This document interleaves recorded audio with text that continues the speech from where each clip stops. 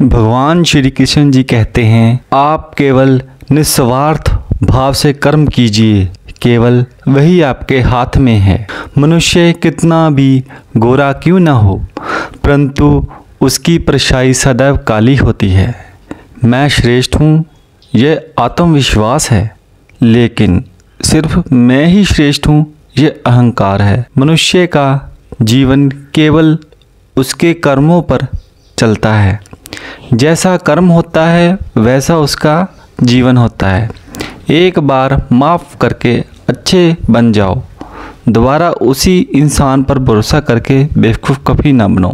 मन की गतिविधियों, होश, श्वास और भावनाओं के माध्यम से भगवान श्री कृष्ण सदा तुम्हारे साथ हैं। जीवन के आधे दुख इस वजह से आते हैं क्योंकि हमने उनसे आशाएं रखी जिनमें हमें नहीं रखनी चाहिए थी। मैं ही इस सृष्टि की रचना करता हूँ, मैं ही इसका पालन पोषण करता हूँ और मैं ही इस सृष्टि का विनाश करता हूँ। जब संसार में धर्म की हानि होगी, अधर्म की विजय, तब मैं इस पृथ्वी पर अवतार लूँगा। शांति से भी दुखों का अंत हो जाता है। चित्त मनुष्य की बुद्धि शीघ्र ही स्थिर होकर परमात्मा से युक्त हो जाती है। हमारी आस्था की परीक्षा तब होती है जब हम जो चाहे वो ना मिले और फिर भी हमारे दिल से प्रभु के लिए शुक्रिया ही निकले।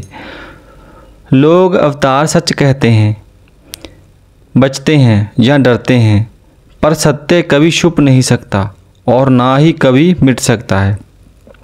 कितना भी छुपा ले पर सच तो उजागर हो ही जाएगा। इच्छा पूरी नहीं होती तो क्रोध बढ़ता है और इच्छा पूरी होती है तो लोभ बढ़ता है। इसलिए जीवन की हर स्थिति में धैर्य बनाए रखना। धर्म के केवल रास्ता दिखाता है, लेकिन मंजिल तक तो कर्म ही पहुंचाता है। वह जो भी सभी इच्छाएं त्याग देता है, मैं और मेरा की लालसा तथा भावना से मुक्त हो जाता है, उसे शांति प्राप्त होती है। श्री कृष्ण ने कहा है, अगर तुम्हें किसी ने दुखी किया है तो बुरा मत मानना। लोग उसी पेड़ पर पत्थर मारते हैं जिस पेड़ पर ज़्यादा मीठे फल होते हैं। स्वार्थ से रिश्ते बनाने की कितनी भी कोशिश करें वो कभी नहीं बनते हैं, और प्रेम से बने रिश्तों को कितना भी तोड़ने की कोशिश करें वो कभी नहीं टूटते। अगर व्यक्ति की शिक्षा से पहले संस्कार, व्यापार से पहले व्यवहार और भगवान से पहले माता पिता को पहचान ले तो ज़िंदगी में कभी कोई कठिनाई नहीं आएगी। जिस मनुष्य के जवानी में बहुत पाप किए हैं उसे बुढ़ापे में नींद नहीं आती।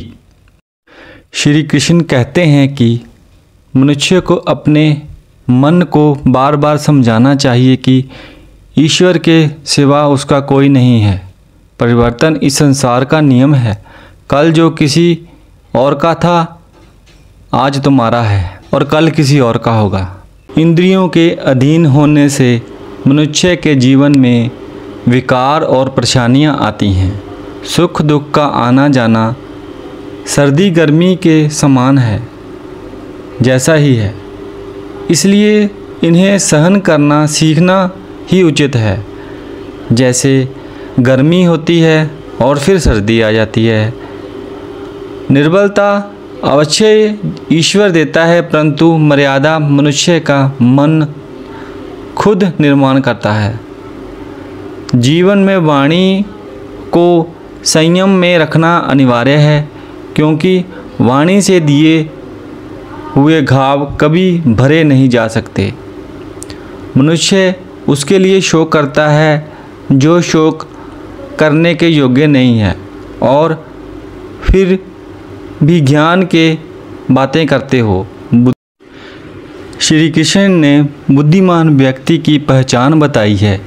इसके अनुसार सबसे समझदार और स्थिर बुद्धि वाला व्यक्ति वही है जो सफलता मिलने पर अहंकार में नहीं आता और विफलता मिलने पर गम में नहीं डूब जाता। श्री कृष्ण कहते हैं कि समय कभी एक जैसा नहीं रहता। जो दूसरों को बेवजह रुलाते हैं और उन्हें भी पड़ता है, जो दूसरों को दुखों देते हैं आगे चलकर उन्हें भी दुख भोगना पड़ता है।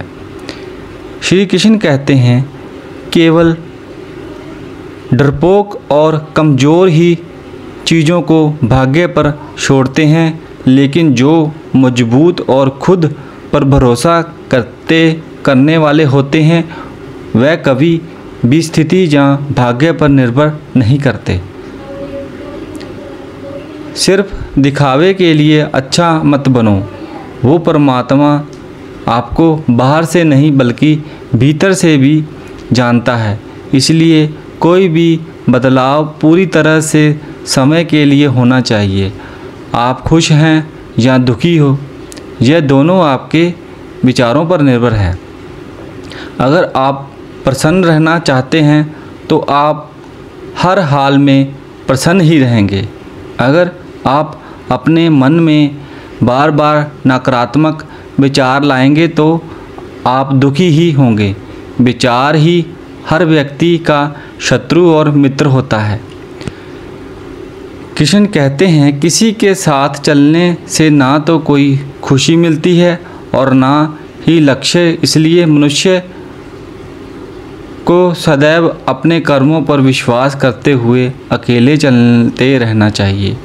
गीता में श्री कृष्ण के कर्म योग, भक्ति योग और ज्ञान योग को ही कल्याण का प्रमुख साधन बनाता है। कर्म में प्रवाह से संबंध का टूट जाना ही जीवन का आधार है।